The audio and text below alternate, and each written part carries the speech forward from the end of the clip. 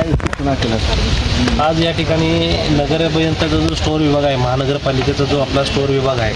परवा दिवशी या ठिकाणी जी काही घटना घडली ती घटना आम्ही जे कोण काय त्या ह्याच्यात होतं त्याला पहिला सर्वप्रथम आम्ही त्या ठिकाणी गुन्हा दाखल करा म्हणून या ठिकाणी सांगितलं आणि सिटी इंजिनियर असतील, अतिरिक्त आयुक्त कारंजी साहेब असतील आणि आयुक्त साहेब यांना या ठिकाणी आम्ही फोनद्वारे आणि समक्ष या ठिकाणी भेट देऊन आम्ही सांगितलं की या ठिकाणी आता कोण जे आत येत असेल तर त्याचं एक वेगळं स्वतंत्र रजिस्टर आणि मास्टर ठेवून या ठिकाणी वेगळे सिक्युरिटीवाले या ठिकाणी ठेवा असं आम्ही या ठिकाणी आता सांगितलं आहे ना. उद्यापासून या ठिकाणी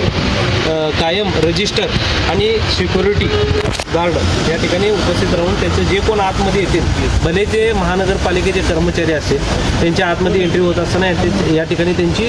ज्याप्रमाणे आपण कंपनीला हे करतो काय आहे, हे स्टोअर महानगरपालिकेचं असल्यामुळं सकाळ सकाळी जे काही कामं असतात महानगरपालिकेचीच गाडी असतात त्यामुळे ते ये जा करत असतात. पण आता तसं न होता कुठली गाडी कधी बाहेर पडते आणि कुठली गाडी कधी आतमध्ये येते ह्याचं या ठिकाणी रजिस्टर मेंटेन केलं जाईल आणि कोण कर्मचारी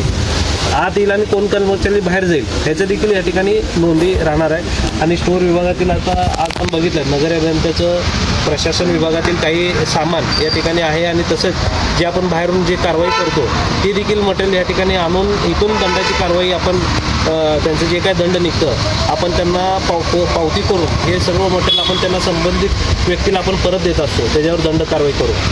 मग हे असं बाकीचे आता जी परवा जी घटना घडली ते परत असं घडू नये या ठिकाणी आपण व्हिजिट करून आम्ही या ठिकाणी आता आदेश दिलेले आहेत.